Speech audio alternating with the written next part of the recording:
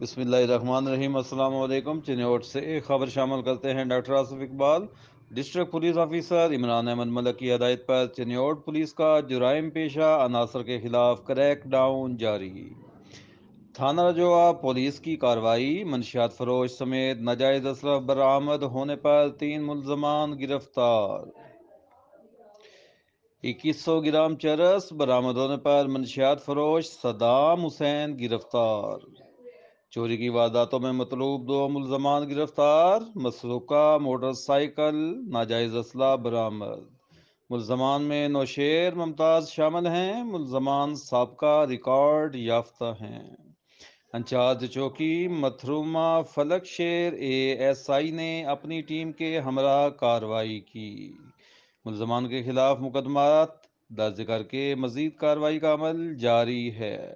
ترجمان پولیس۔